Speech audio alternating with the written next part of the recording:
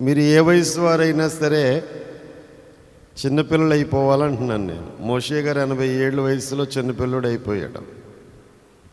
ఒక టీచర్ గారు ఎదుగుండగా కూర్చున్న విద్యార్థిలా కూర్చుంటే ఒక ఉపాధ్యాయుడిలాగా దేవుడు మాట్లాడారు. రోజులు రాత్రి పగలు కూడా తెలవలేదు మోషేకి. మోషే, నీవు తీసుకొచ్చిన ప్రజలు పాడైపోయారు, లేచెల్లి అని దాకా మోషేకి భార్య, బిడ్డలు, ఇశ్రాయేలీలు, అహరోను, మిరియాము, ఈ చరిత్ర అంతా మర్చిపోయాడు. మీరు కూడా మీ స్థితి, మీ గతి, మీ పిల్లల్ని, మీ కుటుంబాలన్నీ మర్చిపోయి ఆయన పాదాల దగ్గర ఆయన మనస్సు కలిగి ఉంటే ఎన్ని నేర్పిస్తాడో దేవుడు మనకి. అందుకే విద్యార్థుల వలె కూర్చున్న మీకు మొదటి రోజు అంటే మొదటి అధ్యాయంలోంచి మనం నేర్చుకున్నవి ఒకసారి మీరు జ్ఞాపకం చేయాలి. సులువైన ప్రశ్నలే వేస్తాను, కష్టమైనవి కాకుండా. మొదటి రోజు దేవుడు ఏమి చేశాడు? వెలుగు కలుగు చేశాడు. రెండవ రోజు దేవుడు ఏం కలుగు చేశాడు? ఆకాశం కలుగు చేశాడు. మూడవ రోజు దేవుడు ఏం కలుగు చేశాడు? భూమి, సముద్రము, గడ్డి, ఫలించు వృక్షములు,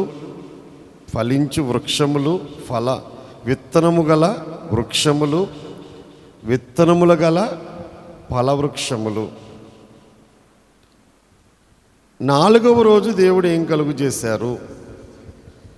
జ్యోతులు. సింపుల్గా చెప్పే మాట జ్యోతులు. ఏవి అంటే వెంటనే ఏం చెప్పాలి? సూర్యుడు, చంద్రుడు, నక్షత్రాలు. ఐదవ రోజు దేవుడు ఏం కలుగు చేశారు? సముద్రములోని మత్స్యములను, ఆకాశములో ఎగిరే పక్షులు, అంటే మత్స్యములు, పక్షులు. ఆరో రోజు దేవుడు ఏం కలుగు చేశాడు? పశువులు,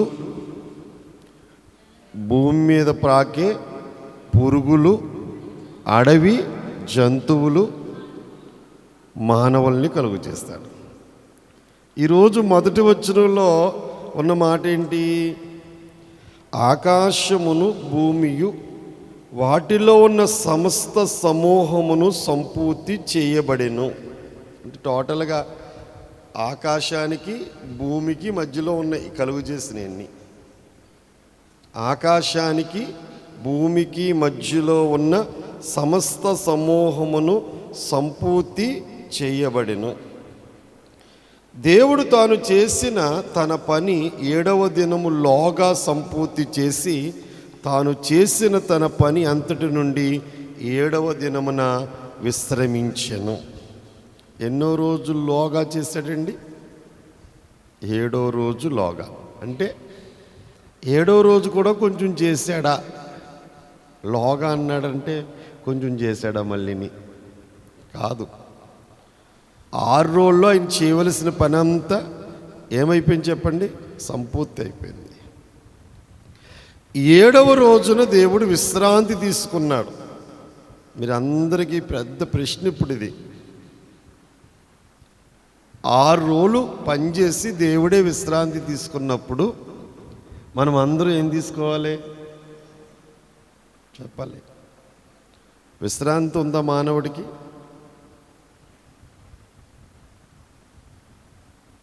పూర్వం రోజుల్లోకి వెళ్ళిపోతే సంవత్సరానికి ఒక పంట పండించేవారు. తర్వాత 2 పంటల్లోకి వచ్చింది భూమి.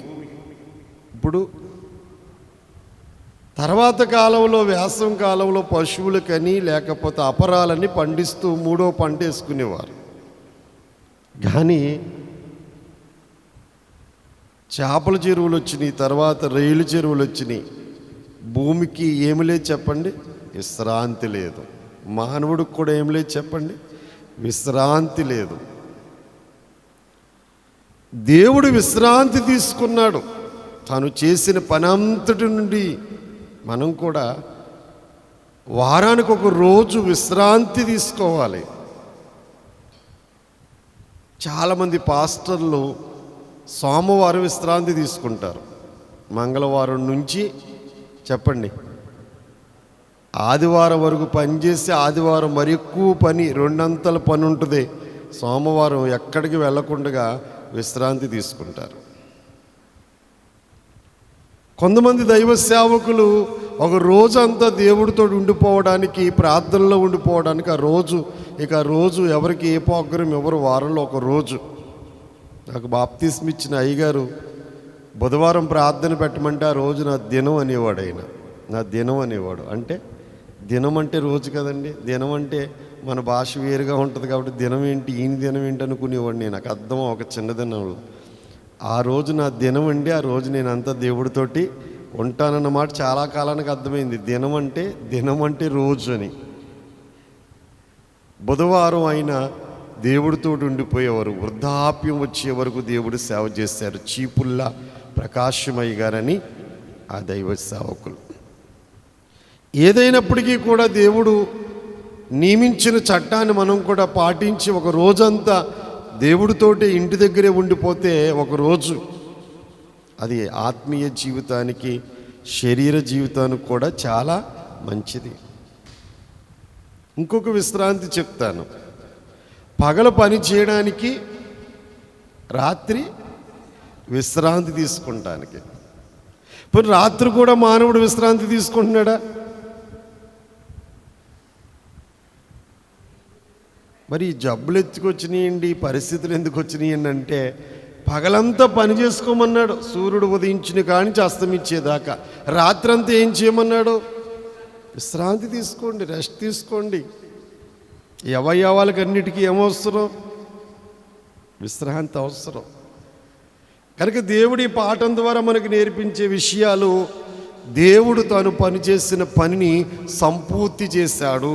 యెహోవా తండ్రి చెప్పిన మాట ఏంటి చెప్పండి? ఆయన చేసిన పని సంపూర్తి చేసెను, పరిపూర్ణముగా పనంతా సంపూర్ణముగా జరిగించాడు. కలవరి శిలువలో మన రక్షకుడైన యేసుక్రీస్తు ప్రభువారు కూడా తాను చేయవలసిన పని అంతా సంపూర్తి చేసి చివరికి ఒక మాట మాట్లాడారు. ఏంటా మాట? సమాప్తము. ఏమన్నారు చెప్పండి? సమాప్తము అన్నాడు. అంటే మానవుని రక్షణ కొరకు ఏ ఉద్దేశమును బట్టి మానవుడిగా దేవుడు వచ్చాడో యేసుక్రీస్తు అను నామమున ఆయన చేయవలసిన పనులన్నీ సంపూర్తి అయిపోయినాయి కనుక ఇంక చేయడానికి ఇంక ఏ పని, ఒక పని కూడా మిగలలేదు కనుక ఆయన ఆ మాట పలకగలిగారు. ఏ మాట పలకగలిగారంటే సమాప్తము. 7 మాటల్లో చిన్న మాట, 7 మాటల్లో చిన్న మాట, ఒక పదము. కానీ అది పలకడమే కష్టం. ఏదైనా పలకొచ్చు కానీ ఆ మాట పలకాలంటే, ఆ మాట ఎవరు పలికారంటే అపోస్తుడైన పౌలు గారు ఆయన పలికారు. ఆ మాట చదువుతారా? ఎక్కడుంది? తిమోతికి రాసిన 2వ పత్రిక 4వ అధ్యాయము 7వ వచనము.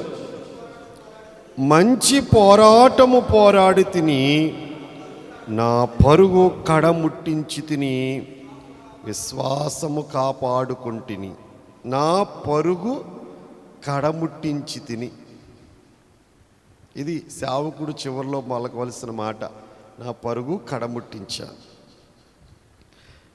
అంటే దేవుడు ఎలాగున తండ్రి పని సంపూర్తి చేశాడో, కుమారుడైన యేసు ఈ లోకానికి వచ్చి రక్షణ కార్యాన్ని ఎలాగూ సంపూర్తి చేశారో, యేసుక్రీస్తునందు విశ్వాసం ఉంచిన క్రైస్తవులమైన మనం అందరం కూడా పని ప్రారంభించాలి, ముగించాలి. ఓ పని ప్రారంభించామనుకోండి, ఆ పని ఏం చేయాలి చెప్పండి? ముగించాలి. ఈ నెలలో ఈ కార్యక్రమాలు చేద్దామని ఓ ప్రోగ్రాం తయారు చేసుకున్నాం అనుకోండి, ఆ ప్రోగ్రాం సంపూర్తి అయినప్పుడు ఎంతో సంతోషంగా ఉంటుంది. 2019లో ఓ ప్రోగ్రాం రాసుకున్నాను. ఒక రోజున కూర్చుని ఎలాగైతే రాశానో చివరి వరకు, అంటే డిసెంబర్ 31 వరకు రాసిన ప్రోగ్రాం రాసినట్లుగా అన్ని ప్రోగ్రామ్స్ పూర్తయిపోయినాయి. అప్పుడు ఎంత సంతోషంగా ఉంటుంది. ఈ నెలలో, పోయిన నెలలో యూత్ మీటింగ్ పెట్టాలనుకున్నాం, దేవుడు జరిగించాడు. చిల్డ్రన్ రిట్రీట్ పెట్టాలనుకున్నాం, జరిగించాడు. పని ప్రారంభము కంటే ముగింపు చాలా సంతోషాన్ని కలుగు చేస్తుంది.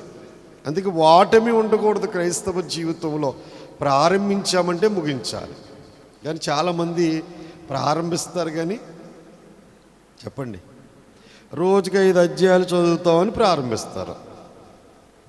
2 నెలలు చదువుతారు, 3 నెలలు చదువుతారు. రోజుకి 1 గంట ప్రార్థన చేసుకుందామని మొదలెడతారు. కొంతకాలం చదువుతుంది, ఈ మధ్యన ఆగిపోయింది అంటారు. ఆగిపోయిందంటే ఓడిపోయామని అర్థం. క్రైస్తవ జీవితంలో ఓటమి ఉండకూడదు. తండ్రి ఎలా సంపూర్తి చేశాడో, కుమారుడు ఎలాగో సమాప్తం అన్నాడో, మనము కూడా మన జీవితాన్ని, దినచర్యలో మనం అనుకున్న ప్రతిదాన్ని ఏం చేయాలి?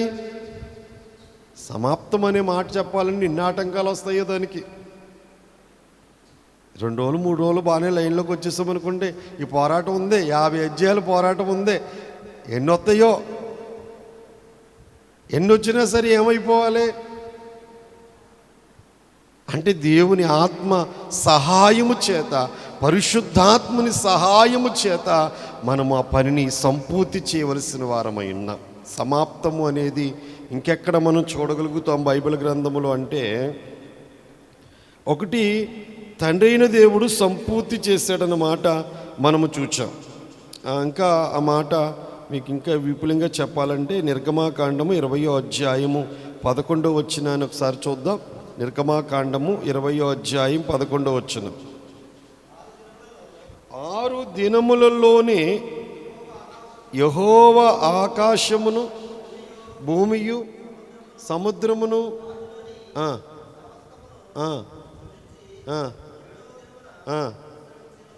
అంటే ఇక్కడ ఈ 2వ అధ్యాయం 1వ వచనము 7 దినములులోగా అన్న మాటకి వివరణ ఎక్కడ కనపడుతుంది? మనకి నిర్గమాకాండంలో కనపడుతుంది. అక్కడేమనుంది? 6 రోజుల్లోనే పూర్తి చేసేసాడు, 7వ రోజున ఆయన విశ్రాంతి తీసుకున్నాడు. ఇక్కడ తండ్రి సంపూర్ణం చేశాడు పని. యోహాను సువార్త 19:20లో శిలువ మీద క్రీస్తు ప్రభు సమాప్తమని చెప్పాడు. ఇంకా కొంచెం మనం ముందుకు వెళ్ళినట్లయితే ప్రకటన గ్రంథములో మనకి 7 మహాశ్రమలు వస్తాయి. 7 మహాశ్రమల్లో కూడా ఒక మాట వినపడుతుందండి. ప్రకటన గ్రంథము 16వ అధ్యాయము 17వ వచనములో, ప్రకటన గ్రంథము 16వ అధ్యాయము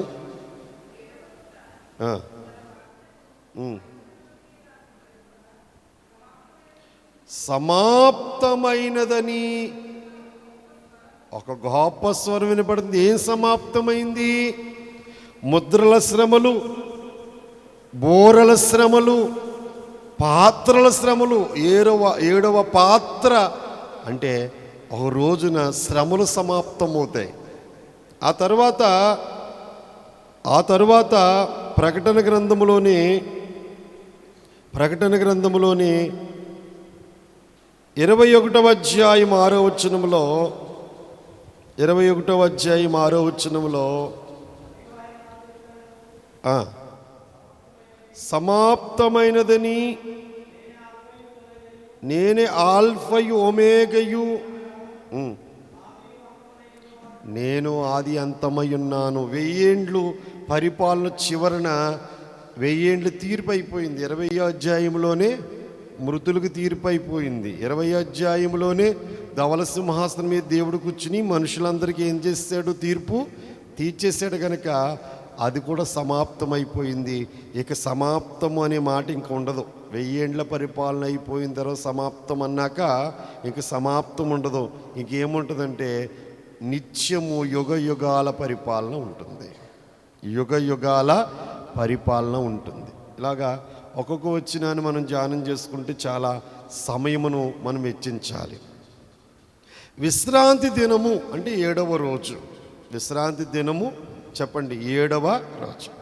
విశ్రాంతి దిన ఆచారాన్ని దేవుడు ఎవరికి ఇచ్చాడంటే యూదులకు ఇచ్చాడు. మొదటి అధ్యాయములో ఆదికాండము రెండవ అధ్యాయము 3వ వచనములో విశ్రాంతి దినం గురించి రాశాక ఈ విశ్రాంతి గురించిన విషయాలు ఇక పితామహులతో ఎవరితోనూ దేవుడు చర్చించలేదు. ఆది కాండములు ఎక్కడా మనకి విశ్రాంతి దినాచారాలు ఏమీ కనపడవు. ఎక్కడ కనపడుతుంది? మళ్ళా నిర్గమాకాండంలో కనపడుద్ది. అంటే ఇశ్రాయేలుకి ఆజ్ఞలు ఇచ్చినప్పుడు 10 ఆజ్ఞల్లో ఒక ఆజ్ఞగా, 3వ ఆజ్ఞగా దేవుడు ఏమి ఇచ్చాడు చెప్పండి? 6 రోజులు పని చేసుకుని 7వ రోజున విశ్రాంతి తీసుకోండి అన్న మాట ఎవరికి ఇచ్చాడు? యూదులకి ఇచ్చాడు. యూదులు ఈ ఆచారాన్ని ఇప్పటికీ కూడా యూదులైన వారు పాటిస్తూనే ఉంటారు. విశ్రాంతి దినం యొక్క ఆచారం అంటే వాళ్ళకి దేవుడు ధర్మశాస్త్రంలో ఏమైతే చెప్పాడో దాన్ని వారు పాటిస్తూ ఉంటారు. దేవుడు మనకి విశ్రాంతి దినమున మనకి ఏ దినం ఇచ్చి ఉన్నాడంటే పునరుద్ధాన దినము. యేసుక్రీస్తు ప్రభువారు మరణించే వరకు కూడా యూదుడుగా ఉన్న క్రీస్తు కూడా ఏం పాటించారు? విశ్రాంతి దినాన్నే పాటించారు. కానీ విశ్రాంతి దినాన్ని ఆయన ఎక్కడున్నారు? సమాధిలో ఉన్నారు. శుక్రవారం చనిపోయి సమాధి చేయబడ్డారు. శనివారం విశ్రాంతి దినాన్ని ఎక్కడున్నారు? సమాధిలో ఉన్నారు. అందుకే అపోస్తులైన వారి విశ్రాంతి దినాన్ని ఆచరించలేదు ఆ రోజు. మన్నాడు ఆదివారం సాయంకాలం కూడుకుంటే వారి మధ్యలోకి ఎవరు వచ్చారు? పునరుద్ధానుడైన ప్రభు వచ్చి మీకు సమాధానం కలుగునుగాక అన్నారు. నిన్న కూడుకోలేదేంటి, ఇవాళ కూడుకున్నారేంటి అని అడగలేదు కదా. మళ్ళా 8వ రోజున కూడుకుంటే తోమా గారు లేరంట ముందు వచ్చినప్పుడు. మరలా 8వ రోజు అంటే మళ్ళీ ఏ రోజు వస్తుంది? మళ్ళా ఆదివారం వస్తుంది. మళ్ళా ఆదివారం సాయంకాలం తోమా గారు వస్తే తోమా గారి యొక్క సందేహాలు తీర్చడానికి తోమా అవిశ్వాసిగా ఉండకు, విశ్వాసిగా ఉండని చెప్పి చేతులు చూపించి గాయములు చూపించి విశ్వాసిగా మార్చాడు. మళ్ళా ఆదివారం కూర్చున్నారేంటి, విశ్రాంతిని మీరు పాటించరా అని అడగలేదు కదా. అడగలేదు.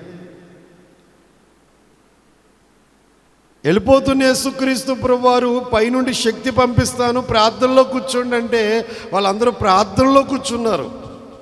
ప్రార్థనలో కూర్చుని ప్రార్థన చేసుకుంటూ ఉండగా 10వ రోజు వాళ్ళు కూర్చున్న 10వ రోజు లెక్క పెట్టుకుంటే 10వ రోజున పరిశుద్ధాత్మ దేవుడు వారి మీదకు దిగొచ్చారు. ఆ రోజు యూదులకి ఏ రోజు? పెంతెకోస్తు. యూదుల పండుగ ఏ రోజు చెప్పండి? పెంతెకోస్తు. పెంతెకోస్తు ఎప్పుడు వస్తుంది? పస్కా పండగకి చెప్పండి 3వ రోజు ప్రథమ ఫలముల పండగ. ప్రథమ ఫలముల పండగ నుంచి 7 వారాల పండగ. 7 వారాలంటే 7 × 7 49. 3వ రోజు పస్కా పండుగ శుక్రవారం అండి. 3వ రోజు వేసుకుంటే ఆదివారం ప్రథమ ఫలములు. అక్కడి నుంచి లెక్కేసుకుంటే 49 రోజులు ఎప్పటికవుతుంది? మరలా శనివారం వస్తుంది. 50వ రోజు ఆదివారం వస్తుంది. అంటే యూదుల పండుగ పెంతెకోస్తు పండుగ రోజున పరిశుద్ధాత్మ దేవుడు వారి మీద దిగొచ్చారంటే ఏ రోజున దిగొచ్చారు? ఆదివారం నాడు దిగొచ్చారు. పౌలు గారు చందా ఏ రోజున పోగు చేయమన్నారు? ఆదివారం నాడు మీరు కూడుకున్నప్పుడు చందా పోగు చేయండి అన్నారు. ప్రకటన గ్రంథం రాసిన యోహాను గారు ఏ రోజున దర్శనాన్ని పొందుకున్నారు? ఏ రోజున చెప్పండి? ప్రభు దినమందు. ఏ దినమందు? ప్రభు దినమందు. ప్రభు దినం ఏ దినము? ఆదివారం. కనుక యూదులైన వారు ఆచరించే దినము విశ్రాంతి దినము శనివారం అయితే మనమందరం ఆచరించే దినము, దేవుడిని ఆరాధించే దినము పునరుద్ధాన దినముగా మనం ఆరాధిస్తూ ఉన్నాము. ఇక ముందుకెళ్ళిపోదు. ఇప్పుడు దాకా మనము ఏ రోజు గురించి నేర్చుకున్నామంటే 7వ రోజు విశ్రాంతి దినమును గూర్చి నేర్చుకున్నాము. నిజమైన విశ్రాంతి క్రైస్తవుడు ఎక్కడ దొరుకుతుందంటే నాకు తెలిసినంత మట్టికి దేవుడి సన్నిధిలోనే దొరుకుతుంది. ఒకవేళ పనేమి లేకుండా ఇంటికాడ ఒక రోజు ఖాళీగా కూర్చుందామన్నా సరే ఇంకా మైండ్కి ఒత్తిడి పెరిగిపోద్ది. ఇంటికాడ కూర్చున్న మైండ్కి మనసుకు ఒత్తిడి పెరిగిపోద్ది. కానీ అసలు ఒత్తిడి లేని సమయం ఏదైనా ఉందంటే దేవుడి దగ్గర కూర్చుంటాం కూడా, చూడండి, గుడిలో కూర్చుంటాం 2-3 గంటలు, సన్నిధిలో కూర్చుంటాం, అప్పుడే మనసుకి ఎంతో విశ్రాంతి. అందుకే దావీదు మహారాజు, నీ సన్నిధిని సంపూర్ణ సంతోషము కలదు, నీ కుడి చేతిలో నిత్యము సుఖములు. సరే, ముందుకెళ్ళిపోదాం. ఇక ఇప్పుడు దాకా మనం 7వ రోజు విశ్రాంతి దినం గురించి చూచాం. ఇక 4వ వచనం నుండి 17వ వచనం వరకు చదువుకుందాం. అందరూ చూడండి, బైబిల్ చూడండి, అందరూ చూడాలి, బైబిల్ ప్రతి ఒక్కరూ చూడాలి. దేవుడైన యెహోవా భూమిని ఆకాశమును చేసిన దినమందు, భూమాకాశములు సృజించబడినప్పుడు వాటి వాటి ఉత్పత్తి క్రమము ఇదే. అది వరకు పొలమందలి ఏ పొదయు భూమి మీద నుండలేదు, పొలమందలి ఏ చెట్టును మొలవలేదు. ఎలయనగా దేవుడైన యెహోవా భూమి మీద వాన కురిపించలేదు, నేలను సేద్యపరుచుటకు నరుడు లేడు. అయితే ఆవిరి భూమి నుండి లేచి నేల అంతటిని తడిపెను.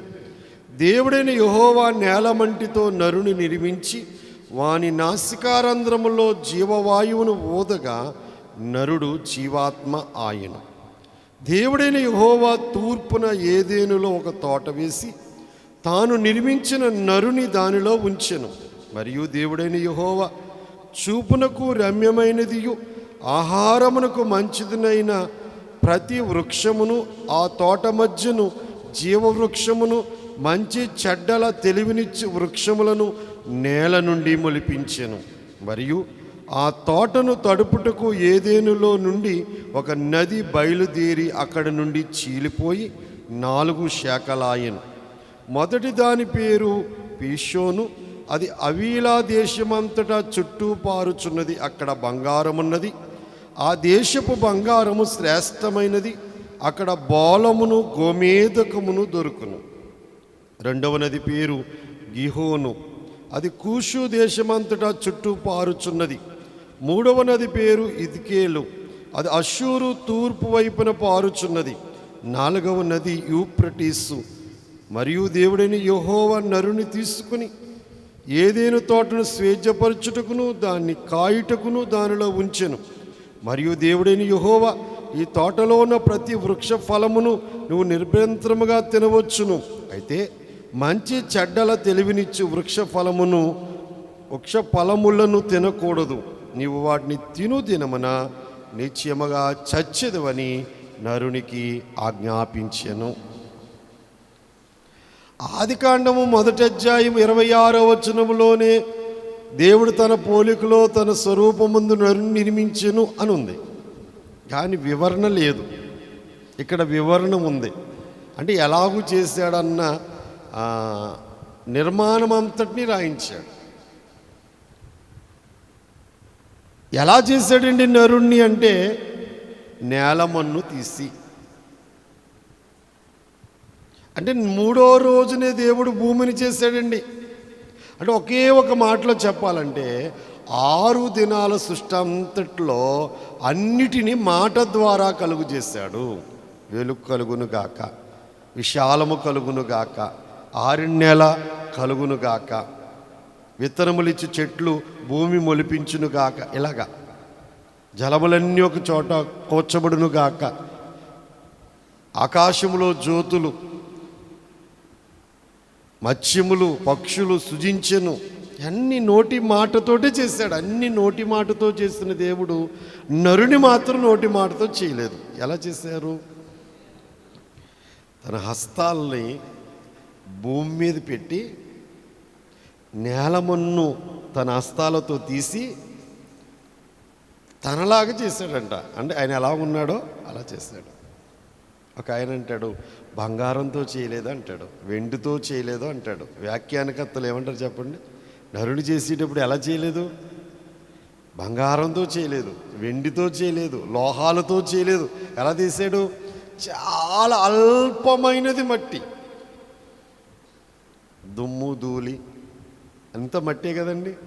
అంటే చాలా అల్పమైన మట్టిని తీసి చక్కని బొమ్మను చేశాడు. డిటో ఎలా ఉన్నారు? ఈజ్వల్ ఎలా ఉన్నాడు?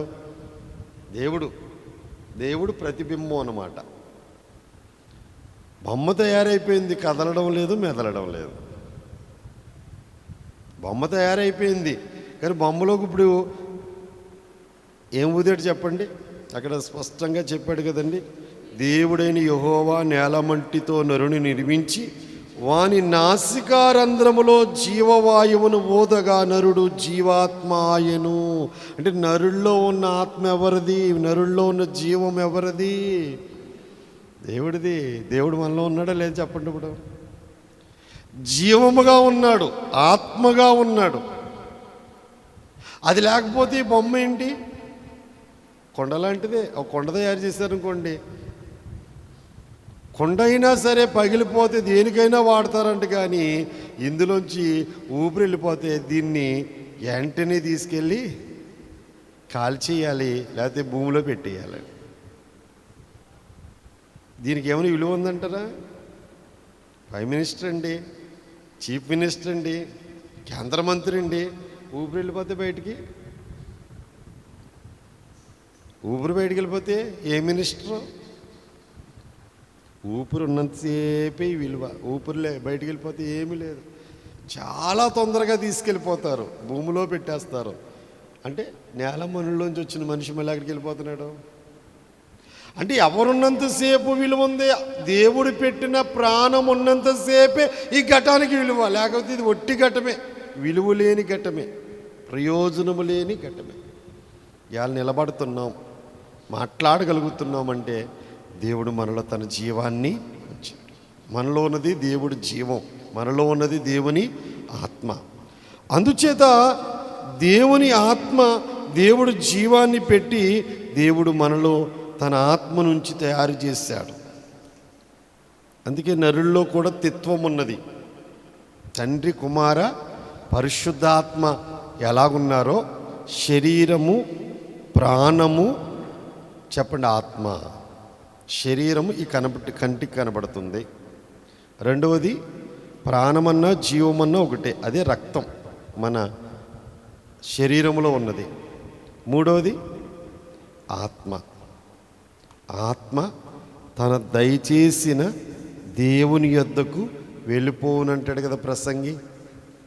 ఎవరు దయచేశారో ఆయన దగ్గరికి వెళ్ళిపోతుందంట. అది మొన్న ఎక్కడికి వెళ్ళిపోతుంది? మనలోకి వెళ్ళిపోతుంది. ప్రాణము పోయింది అండి. విచిత్రంగా ఉంటుందండి ఆ మాట. చచ్చిపోయారండి అంటారు, చచ్చి పోయారండి అంటారు. ఆ మాటలో ఉంది. ఇంకోసారి చెప్పండి. మీరు ఫోన్ చేసి ఏమంటారు చెప్పండి? చచ్చిపోయారండి. చచ్చి పోయారు. ఎక్కడికి వెళ్ళిపోయారు? దేవుడి దగ్గరికి వెళ్ళిపోయారు. పోయారు, ఎక్కడి నుంచి వచ్చారో అక్కడికే పోయారు. మాటలు అనుకుంటాం, కానీ మాటల్లోనే అర్థాలు ఎన్నో ఉంటాయి. సరే, ఈ మానవుని తీసి తూర్పునంట ఏదేనో తోటలో పెట్టాడంట తీసుకెళ్ళి. ఈ భూమి మీద ఏ దిక్కుని పెట్టాడండి? ఏ దిక్కు? ఎన్నో దిక్కులు ఉన్నాయి కదా. తూర్పు దిక్కు ఎందుకు? సూర్యుడు ఉదించే దిక్కు. వాళ్ళు దిక్కులు తెలుసుకోవాలంటే ముందు మాస్టర్ ఏమంటాడంటే సూర్యుడు ఉదించే దిక్కు దగ్గరే స్టార్ట్ చేస్తాడు. సూర్యుడు ఉదించే దిక్కు తూర్పు, దానికి ఎదురుగుండా ఉన్న దిక్కు అస్తమించే దిక్కు పడమర, ఇటే పక్క అయితే దక్షిణం, ఇటే పక్క అయితే ఉత్తరం మొదలెడతాడు. మొదలు ఒకటి ఉండాలి కాబట్టి అది ఏ దిక్కు అంటే తూర్పు దిక్కు. మందిరం కట్టి ప్రత్యక్ష గుడారం నిర్మాణం యొక్క గుమ్మాన్ని కూడా దేవుడు ఎటు పెట్టమన్నాడంటే తూర్పునే పెట్టమన్నాడు. రేపొద్దున యేసుక్రీస్తు ప్రభు వారికి కూడా తూర్పు దిక్కు నుంచే రాబోతున్నాడు. ఎక్కడి నుంచి రాబోతున్నాడండి? అన్ని చర్చిలకి ఆల్టర్ పడమటి వైపు ఉంటుంది. అటు పక్క పడమటి వైపున ఎత్తుగా ఉండాలంట. వాస్తు ప్రకారంగా పాస్టర్ గారు నిలబడి తూర్పు వైపు చూడాలంట. సంఘం పాస్టర్ గారి వైపు చూడాలి. కానీ మనకి ప్లాన్ ఇచ్చిన మూర్తిరాజయ్య గారు తూర్పు వైపునే ఉండాలి ఆల్టర్. ప్రభు ఎక్కడి నుంచి వస్తున్నారు అంటే సంఘం ఎవరి వైపు చూడాలి? ప్రభు వైపే చూడాలి. ఎవరి వైపు చూడాలి? ఏ దిక్కుకి వెళ్ళినా ప్రభు ఉంటారు, కాదంటలేదు. ఆత్మ ఉంటుంది, కాదంటలేదు. కానీ ఆయన రాకడ మాత్రం ఎటు నుంచి వస్తుంది చెప్పండి? తూర్పు నుంచే వస్తుంది. అంచేత ఇప్పుడు తూర్పున ప్రతిదానికి బైబిల్ అంతా తిరిగేస్తే ఇంత చరిత్ర వస్తుంది. ఒక్కో దాన్ని తీసి తవ్వితే ఏ మాట్లాడుకున్నా బైబిల్లో గనిలా ఉంటుంది బోధ. తూర్పు దిక్కు గురించి చెప్పుకోవాలంటే ఒక ప్రసంగం అయిపోద్ది. కనుక ఈ నరుని తీసుకెళ్ళి తూర్పు దిక్కును వేసిన తోటలో పెట్టాడట. తూర్పు దిక్కును వేసిన తోట ఏదేను తోట. ఏ తోట చెప్పండి? ఏదేను వనం ఎక్కడుందంటే పరలోకంలో ఉందా, భూలోకంలో ఉందా చెప్పండి? తర్వాత ఏదేను ఎక్కడుందో మరి. కానీ ఏదేను అన్న మాట చాలా ఆహ్లాదకరమైన మాట, మనోహరమని అర్థం. ఏదేనన్న మాటకి అర్థం ఏంటి చెప్పండి? మనోహరము, ఉల్లాసము అని అర్థం. అంచేత ఏదేను ఓ సంఘానికి సాదృశ్యంగా ఉంది. దేవుడు ఇప్పుడు సంఘం అనే తోటనేసుకున్నాడా? ఇందులో చెప్పండి, ఆదాము అని కాపరని పెట్టాడు. అక్కడ మీరు చదువుకున్న వాక్యాల ముందు మనం చదువుదాము. మరియు దేవుడైన యెహోవా చూపునకు రమ్యమైనదియు ఆహారమునకు మంచిదయ్యు ప్రతి వృక్షమును ఆ తోట మధ్యను జీవవృక్షమును మంచి చెడ్డల తెలివినిచ్చు వృక్ష ఫలములను నేల నుండి మొలిపించెను. చదువుకున్న రోజుల్లో స్టార్టింగ్ బైబిల్ చదివినప్పుడు ఎంత లోతుగా అర్థమయ్యేది కాదు. నేను ఎందుకు మీకు ఇలా కోటం పెట్టాలనుకున్నానంటే నేను ఎక్కువ నేర్చుకోవడానికి. ఏం నేర్చుకుంటాకే మీకు చెప్పాలంటే నేను ఎక్కువ నేర్చుకోవాలి. ఎక్కువ నేర్చుకుంటేనే కానీ ఆ ఎక్కువ నేర్చుకున్నట్లు కొన్ని అయినా మీకు చెప్పగలుగుతాను. ఎన్ని రకాల చెట్లు ఉన్నాయో చెప్పండి. ఇప్పుడు చదివారు కదా, నేను ఏలు పెట్టి చూపించేసాను కూడా. చెప్పాలి మీరు, నేను చెప్పిన దాన్ని బట్టేనే చెప్పాలి. ఎన్ని రకాల చెట్లు ఉన్నాయండి? 3 రకాలు. ఎన్ని రకాలండి? 3 రకాలు. ఒకటి మీకు అలవాటైపోయింది మాట బాగా, జీవవృక్షము. రెండవది మంచి చెడ్డ తెలివినిచ్చు వృక్షము. మూడవది ఫస్ట్ ఉన్నది అది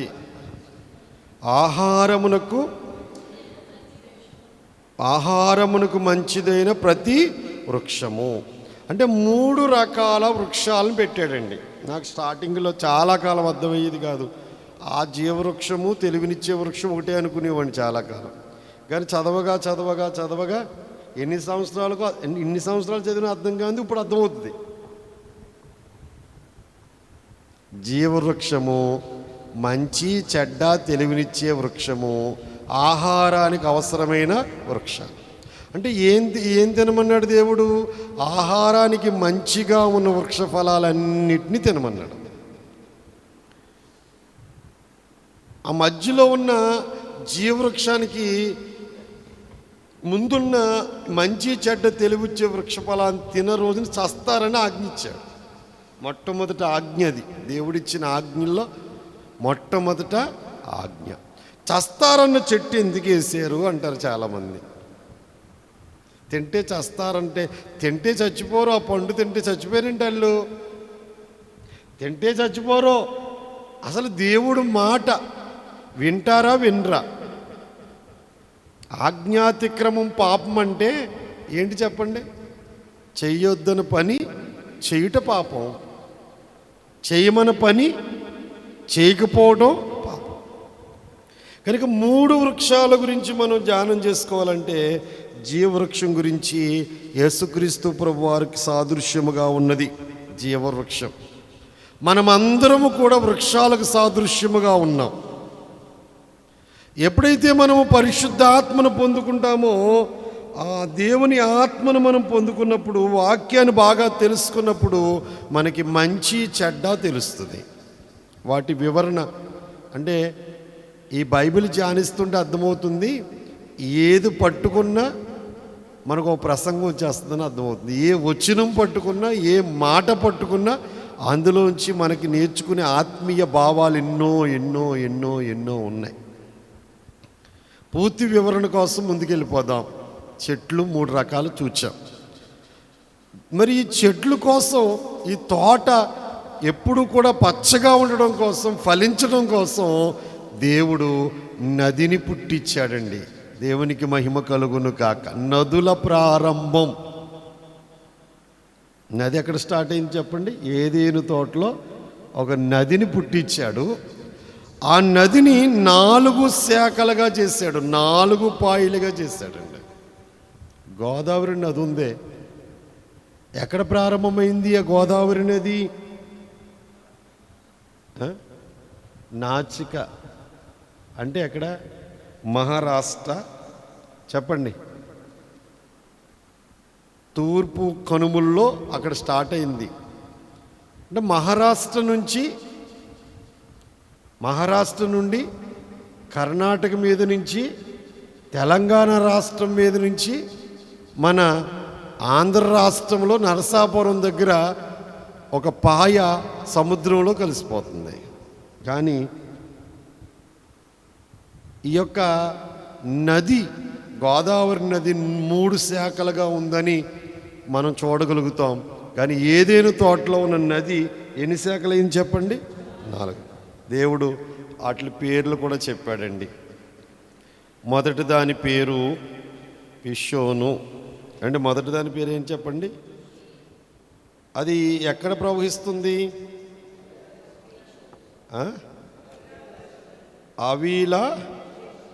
అవీలా దేశములో. పిషోను అనే మాటకి తెలుగు అర్థము సమృద్ధి అయిన ప్రవాహము. సమృద్ధి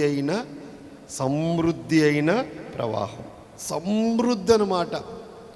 గోదావరి నదిని జీవనది అంటారండి. కొన్ని నదులు ఎండిపోతాయి, కానీ కొన్ని నదులు ఎండవండి, ఆ ప్రవహిస్తూనే ఉంటాయి. వాటిని ఏమంటారు చెప్పండి? జీవనదులు అంటారు. అంటే దేవుడు పుట్టించిన నది జీవనది. పరిశుద్ధాత్మ దేవుణ్ణి ఏమంటారు? జీవనది అంటారు కదండి. జీవనదిని అని పాడుకుంటాం కదా మనం.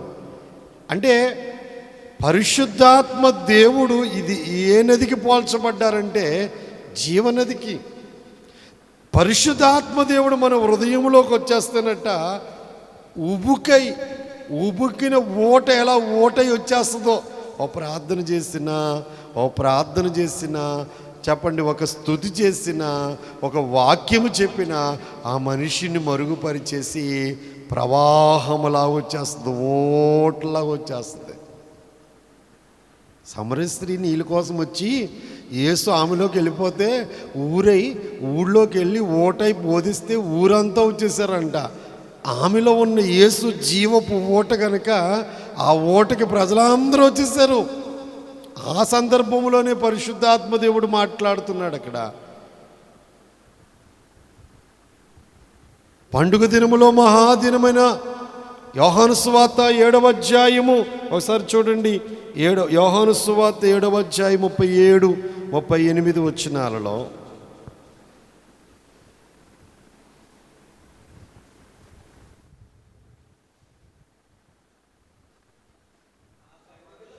ఆ పండుగలో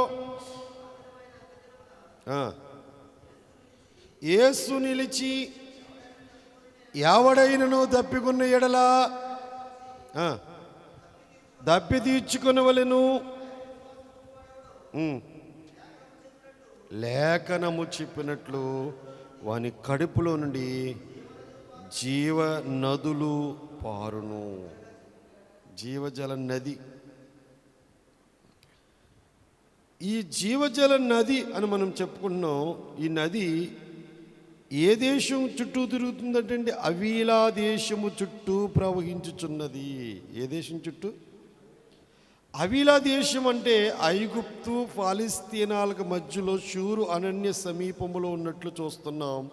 అవీలా అనగా ఇసుక లేక పల్లము లేక లోయ అని అర్థము. అంటే తగ్గింపు జీవితము. ఎవరైతే తగ్గించుకుని ఉంటారో వారి చుట్టూ ఈ నది ప్రవహిస్తూ ఉంటుంది. ఆత్మీయ అర్థం ఏంటి చెప్పండి? గర్విష్ఠుల చుట్టూ తిరగరు పరిశుద్ధాత్మ దేవుడు. నాకు ఏమీ చేత కదయ్యా, నాకు ఏమీ రాదయ్యా, నేను ఎంతటి వాడినయ్యా, మట్లాంటోడిని, ఆవిరింటోడిని అని పైకి మాటల్లో కాదు. పైకి మాటల్లో చెప్పేవాళ్ళు చాలామంది ఉంటారు, కానీ పైకి మాటల్లో కాదు. ఆ దేవుని ఎదుట నా స్థితి ఏ పాటిదయ్యా అన్న వారి దగ్గర అలా చుట్టూ ఆ దేశము చుట్టూ ఈ నది ప్రవహిస్తుందంట. బంగారం ఉందంట అక్కడ. ఏముందో చెప్పండి? ఎక్కడుంది బంగారం? అక్కడ బంగారం ఉన్నది. ఆ దేశపు బంగారము శ్రేష్టమైనది. ఏ దేశపు బంగారం? అవిలా దేశపు బంగారం శ్రేష్టమైనది. బంగారం ఏంటి? దైవత్వమే బంగారం. అంటే పరిశుద్ధాత్ముడు ఎవరి దగ్గర ఉంటే వారిలో ఏముంటుంది? దేవుడే ఉంటాడు. ఆ శ్రేష్టమైన బంగారం దేవుడే కదా. అక్కడ ఇంకా ఉన్నాయంట గొప్ప గొప్ప. ఏంటో చెప్పండి? బోలముందంట, గోమేధకముందంట. ఏముంది చెప్పండి? బోలముందంట, గోమేధకముందంట. బోలం దేనికి? సువాసనకు సూచనగా ఉంది. బోలం నిప్పుల మీద వేస్తే ఎంత పరిమళ వాసన వస్తుందో. బోలం మరణానికి సూచనగా ఉంది. అండి విశ్వాసి లోకం నుండి, పాపేచ్చుల నుండి ఏమైపోవాలి? చావాలి, అగ్నిలో కాలాలి. అంటే పరిశుద్ధాత్మతో కాలినప్పుడు బోలము పరిమళిస్తుంటుంది. బోలం పోసారంటే యేసుప్రభు శరీరం మీద శవం పాడవదట అండి. బోలం అంటే ఏం పాడవదు? బాడీ పాడవదు. 150 సేరుల ఎత్తు అత్తరు పోసెనండి. బోలము పోసెను. అరిమతైన యోసేపు గారు తీసుకొచ్చారా? నికోదేము గారు తీసుకొచ్చారా? మీకు డౌట్ అవుతుంది ఇప్పుడు. యేసు ప్రభు శరీరం మీద 150 సేర్లు పోసిన బోలం పోసిన ఆయన ఎవరు? యేసేపు గారు అంటున్నారు, నికోదేము గారు అంటున్నారు. నికోదేము ఎవరు చెప్పండి? నికోదేము గారు. వస్త్రం తెచ్చింది యోసేపు గారు. సమాధి యోసేపు గారు. కార్యక్రమం జరిగించింది ఆయన అధ్యక్షతన. అందుచేత పాడు కాకుండా, నాశనం కాకుండా నడిపించేది క్రీస్తునొద్దకు. అది దాతృత్వానికి సూచనగా ఉంది. 150 సేర్లు బోలం తెచ్చాడండి. అంత దాతృత్వం అండి. ఒకటే గుర్తుంచుకోండి, ఇచ్చేవాడు ఎప్పుడు చెడిపోడంట. గరిగి తిన్న గాడిదే పోద్దంట, కానీ గరికి ఏమవదంట. గరిగి తిన్న గాడిదే పోద్దంట, కానీ గరికి ఏమవదంట. అవునా? అలాగే దానం ధర్మం చేసినవాడు బాగానే ఉంటాడు, మోసం చేసినవాడే పోతాడు. అంటే దాతృత్వం ఏం చేస్తుంది? మనల్ని పాడు కాకుండా చేస్తుంది. దాతృత్వం అనే లక్షణం ఏం చేస్తుంది చెప్పండి? మన అనుభవంలో ఏముండాలి చెప్పండి? దాతృత్వం ఉండాలి. ఇంకొక మాట ఉంది అక్కడ. ఏముంది అంటే ఇక్కడ గోమేధకం ఉందంట. ఏముంది చెప్పండి? గోమేధకం అంటే, గోమేధకం ఒక రాయి, డైమండ్, పచ్చదనం.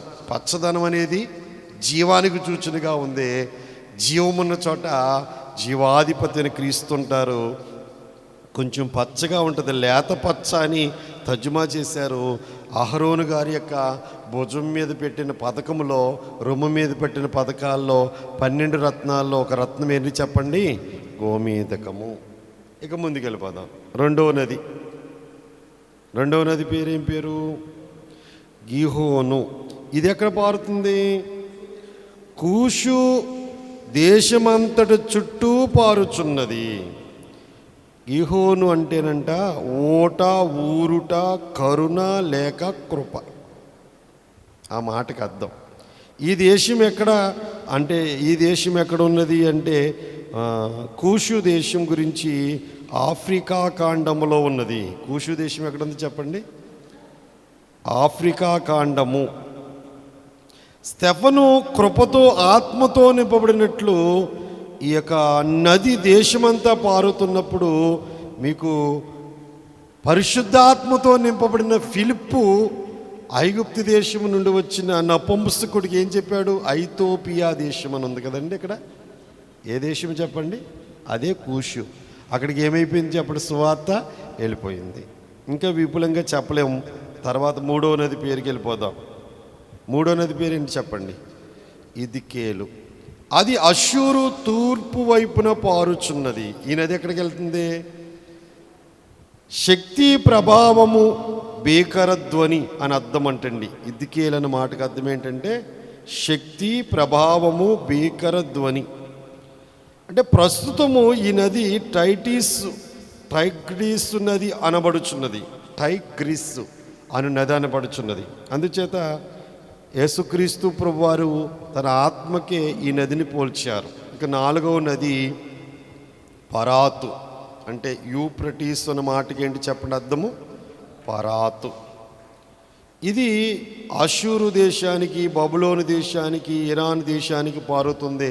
మొత్తం ఒక నదిని పుట్టించి 4 శాఖలు చేసి దేశాలు తిరిగేటట్లుగా, రాష్ట్రాలు తిరిగేటట్లు నదిలో ఉన్న నీటి కోసం, వాటాల కోసం దెబ్బలాడుకుంటున్నారు. కానీ ఆ తూర్పు కనులో ఆ నది ఎలా పుట్టిందో, ఆ నీటి ఓట ఎలాగొస్తుందో, ఆ దేవాది దేవుడికి ఎప్పుడైనా గోదావరి నది గురించి కానీ, కృష్ణానది గురించి కానీ చెప్పండి. మన ఇంటికి వచ్చిన నీటికి పూజలు చేస్తారు కానీ పుట్టించినోడికి నమస్కారం మాత్రం చేయరు అసలు. ఆ నీళ్ళు లేకపోతే చేపల చెరువుల్లో నీళ్ళు ఎక్కడయ్యే అమ్మా? ఎక్కడ పుడుతుంది? ఎన్ని కిలోమీటర్ల దూరం నడిచి వస్తుంది? ఎంత భూమిని తడుపుతుంది? ఎంత ప్రాంతం పంటలు పండిస్తుంది? అసలు ఆ దేవదేవునికి ఎన్ని వందనాలు చెల్లించినా మనం ఆయన రుణాన్ని ఈ నదుల దగ్గర ఉన్న వాళ్ళందరూ వద్దెళ్తారు కదా. ఈ నదుల దగ్గర ఉన్న చెట్లన్నీ భూమంతా ఫలిస్తుంది కదా. అందుచేత నది తృప్తినిచ్చేది. నది ఏం చేస్తుంది చెప్పండి? తృప్తినిచ్చేది. నది దేవుని పట్టణాన్ని సంతోషపెట్టేది. నది ఐశ్వర్యాన్ని సూచించేది. ఇవాళ మనం ఇంత వృద్ధిలో ఉన్నామంటే చెప్పండి, గోదావరి నది, పశ్చిమ గోదావరి, తూర్పు గోదావరి వారికి, కృష్ణా నది, కృష్ణా జిల్లా వారికి ఎంత సమృద్ధి. ఎడారిగా ఉన్న భూములు ఎన్ని ఉన్నాయో తెలుసా మీకు? ఎడారిగా ఉన్న భూములు, నీళ్ళు లేక పొలాలు ఎంత ఉంటాయి చెప్పమంటండి? వేల ఎకరాలు ఉంటాయి, కానీ వాటికి ఏమి లేవు. నదుల పక్కన ఉన్నాం మనం. నీడనిచ్చే చెట్లు ఉన్నాయి, మనకి కాపుదలిచ్చే ఉన్నాయి, జీవమిచ్చే జలాలున్నాయి. సముద్ర జలానికి నది జలానికి వ్యత్యాసం ఉంది. అక్కడ ఘోష ఉంటుంది, ఇక్కడ నిర్మలత్వం ఉంటుంది, ప్రశాంతంగా ఉంటుంది. నదీ తీరం ఎలా ఉంటుందండి? ఎంతో ప్రశాంతత ఇస్తుంది, నెమ్మదినిస్తుంది. సముద్రం నీరు మనం పంట పండించుకుంటే ఉపయోగపడదు, కానీ నది నీళ్ళు పంట పండించుకుంటాకి, అన్నీ పెంచుకోవడానికి, అన్నిటికీ ఉపయోగపడుతుంది. దేవుడు 2 గట్టిగా వర్షాలు కురిస్తే చెప్పండి, సంవత్సరానికి సరిపోయే నీళ్లు నదుల్లో ఉండేలా చేస్తున్నాడు దేవుడు. ఇంకా ఎక్కువైపోయి మన వాళ్ళు ఏం చేస్తున్నారు? వదిలేస్తున్నారు సముద్రంలోకి. అంచేత నది ఫలభరితమైన జీవితానికి సూచనగా కనబడుతుంది. బైబిల్ ఇలాంటి నదులు ఎన్నో చూడొచ్చు. అంటే లోతుకి తీసుకెళ్తే మంచి లోతైన జలాలు తాగిచ్చినట్లుగా హెజ్కేల్ గ్రంథంలో ఉంది. పరలోకంలో కూడా నది ఉందంట, దేవుడి సింహాసనం దగ్గర ఉందంట, అంటే గొర్రెపిల్ల సింహాసనం నుంచి ప్రవహిస్తుందంట. అటు ఇటు చెట్లు ఉన్నాయంట. అంటే జీవవృక్షాలు, చెట్లు 12 నెలలకి 12 కాపులు కాస్తాయంట పరలోకంలో. అంటే ఎప్పుడు పచ్చగానే ఉంటాయి, ఎప్పుడు ఆకులతోటే ఉంటాయి, ఎప్పుడు ఫలాలతోటే. అంటే సంఘమే తోట. ఏదైనా తోట ఎవరు చెప్పండి? సంఘమే. సంఘాన్ని ఫలింపజేయడానికి దేవుడిచ్చిన నది ఎవరు చెప్పండి? పరిశుద్ధాత్మ దేవుడే. కాపుదలకి ఇచ్చిన ఆదాము గారు ఎవరు చెప్పండి? కాపరి గారు. ఏం చెప్పాడండి? మరియు దేవుడైన యెహోవా 15వ వచనంలో, మరియు దేవుడైన యెహోవా నరుని తీసుకుని ఏదేను తోటను స్వేచ్ఛపరుచుటకును దాన్ని కాచుటకును దానిలో ఉంచెను. ఏం చేయాలి ఇప్పుడు ఆదాము గారు? ఏం చేయాలండి? అన్నీ ఉన్నాయి అక్కడ బాధ్యతలు. స్వేచ్ఛము చేయాలటండి. స్వేచ్ఛము చేయుటకును, ఏమండి, కాపు కాయుటకును స్వేచ్ఛము చేయుటకును దేవుడు ఏదైనా తోటలో ఉంచాడు. మరియు దేవుడైన యెహోవా ఈ తోటలో ఉన్న ప్రతి వృక్ష ఫలమును నువ్వు నిర్భయంతరముగా తినవచ్చు. నీకేమట్లేదు. నీవు ఏ కాయ కావాలంటే ఆ కాయ తిని, ఏ పండు కావాలంటే తిని, నిర్భయంతముగా ఏమీ సందేహంలో తినవచ్చు. అయితే మంచి చెడ్డల తెలివినిచ్చు వృక్ష ఫలములు తినకూడదు. ఇంత క్లియర్గా చెప్పాడండి దేవుడు. ఎంత క్లియర్గా చెప్పాడు! ఇది ఎంత మొత్తం ఎవరితో చెప్పాడు? ఆదాము గారితో చెప్పాడండి. మంచి చెడ్డ తెలివినిచ్చు వృక్ష ఫలములు తినకూడదు. నీవు వాటిని తిను దినమున నిశ్చయముగా చచ్చదవని నరునికి.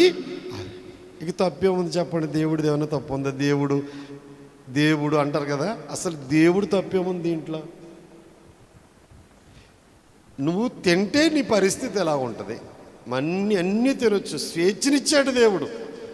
కానీ తినవలసినవి తినటం మానేసి, ఇప్పుడు మనుషులు కూడా అంతే కదా చేయవలసినవి, చేయమన్న పనులు మానేసి చెయ్యొద్దన్న పనులే చేస్తున్నారు.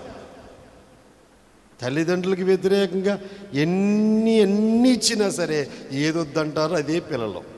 స్కూల్లో కూడా మాస్టర్ కూడా ఏదొద్దంటారో అదే. పనులు కూడా పనిలోకి వెళ్ళి అన్ని స్వేచ్ఛ ఇచ్చినా ఏదొద్దంటారో ఆ పని చేయడానికి వెళ్తూ ఉంటారు. అక్కడే కదా గొడవలో, అక్కడే కదా గందరగోళం అంతా. ఇది దేవుడిచ్చిన ఆజ్ఞ, ఇది మనము నేర్చుకునే రెండవ రోజు. అంటే నరుని సృష్టిని గురించి, ఆదాము నిర్మాణం గురించి, ఏదైనా తోటలో పెట్టడం, ఆయనకి కావలసిన ఆహారం ఇవ్వడం, ఆ చెట్లు ఫలించడానికి నదిని 4 శాఖలుగా ప్రవహింప చేయడం, చివరికి దేవుడు ఆ ఏదైనా తోటను కాయడానికి, సేద్యం చేయడానికి దేవుడు నియమించాడు ఆదాము గారిని. ఆ తోట అధికారి అయినే, రాజు అయినే, మొత్తం ఆస్తి అంతా ఎవరి చేతిలో పెట్టేశాడు? ఆదాము గారి చేతిలో పెట్టాడు. అన్నీ చెప్పకు ఆజ్ఞ ఇచ్చాడు, ఇది నీ పరిస్థితి అని. ఇక మూడవ రోజు అంటే మూడవ భాగంలోకి మనం వెళ్ళిపోదాం, ముగించుకుందాం. మూడవ భాగం ఎక్కడి నుంచి అంటే 18వ వచనము నుండి. మూడో భాగం ఏమి రాసుకున్నాం మనం? స్త్రీ సృష్టి. ఏమి రాసుకున్నాం చెప్పండి? స్త్రీ సృష్టి.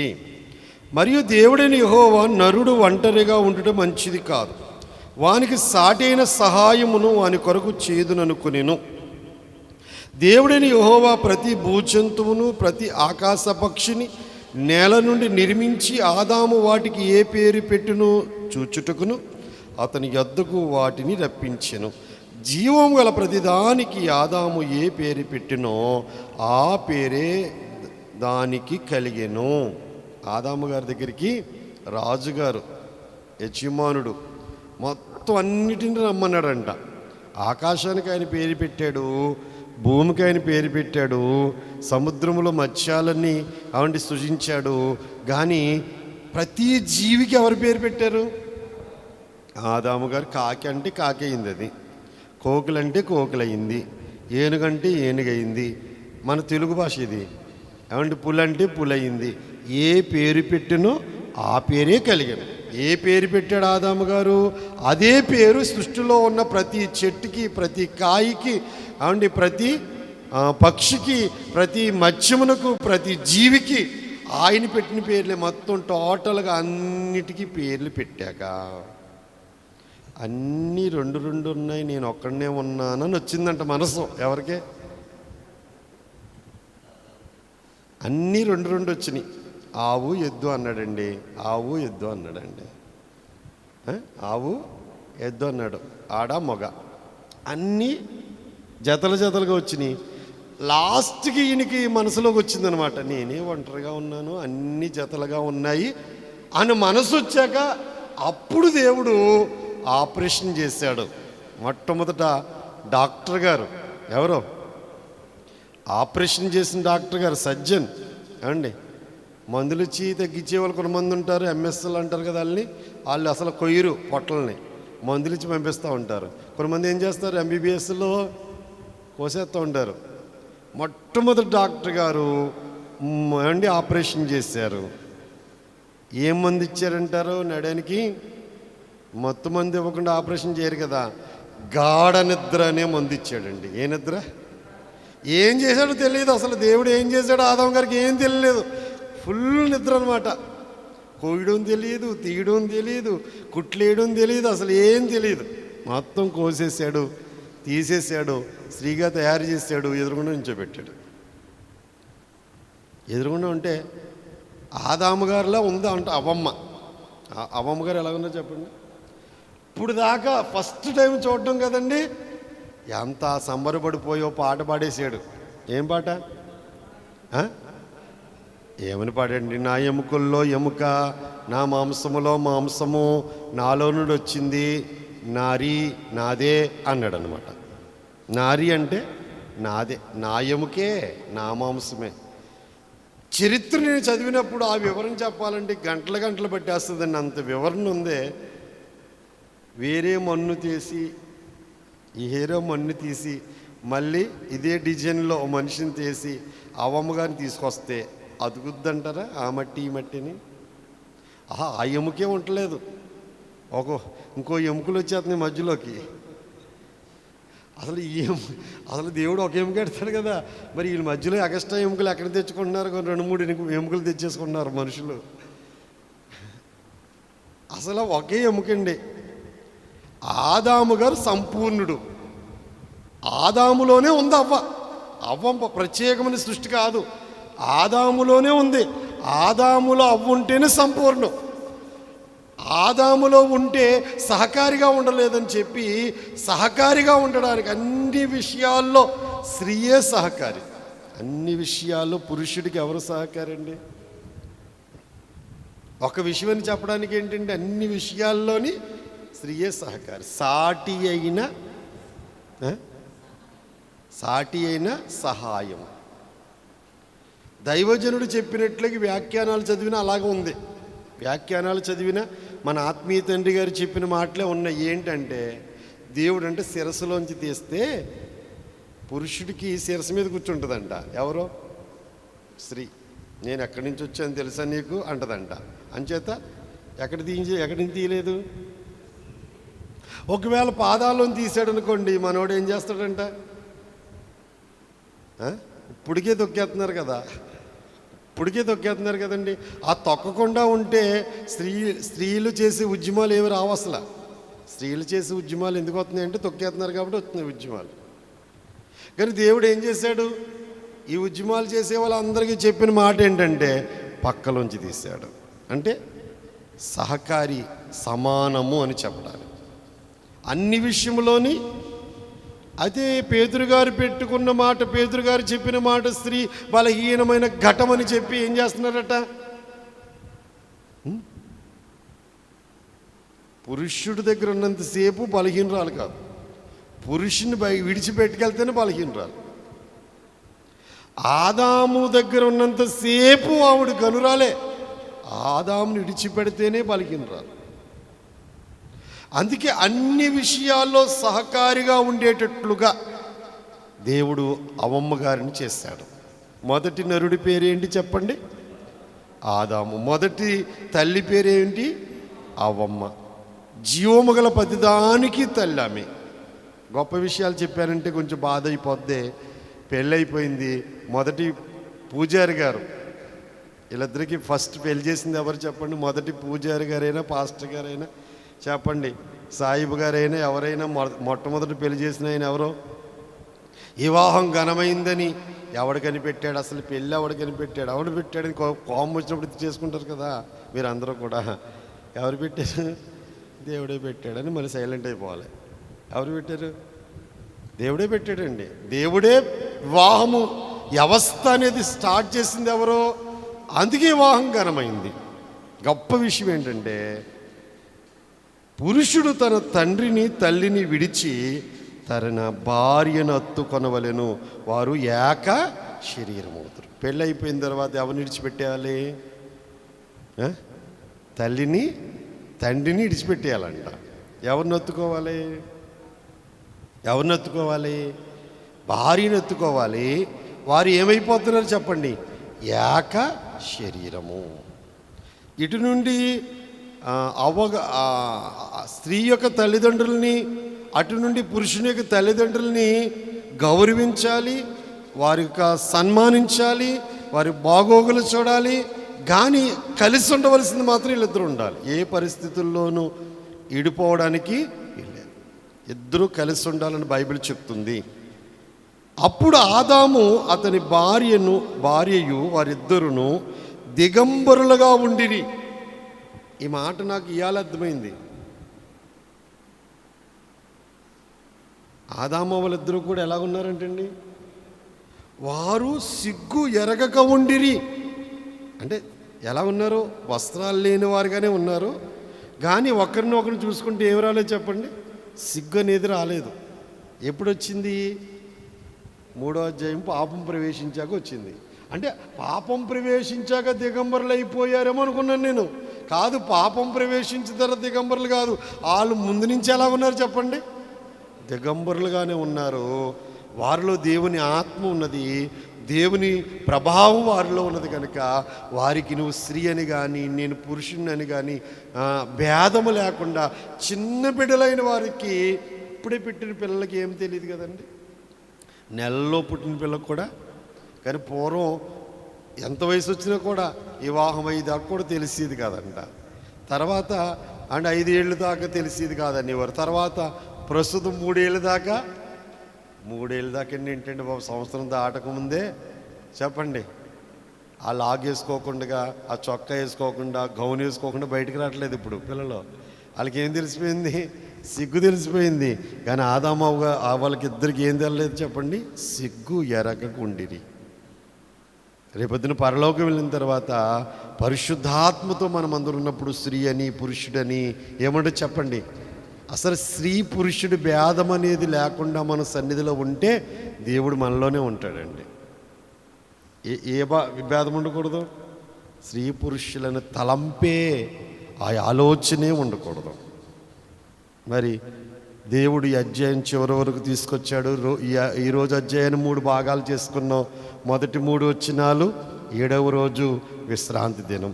రెండవది 4వ వచనం నుండి 17వ వచనం వరకు ఏదైనా తోటలో నరుని సృష్టి. మూడవది స్త్రీ సృష్టిని మనం చూచాం. ఈ మాటలను పరిశుద్ధాత్మ దేవుడు మన అంతరంగాల్లో భద్రపరిచి ఫలింపచేయును గాక. ఆమె. రేపు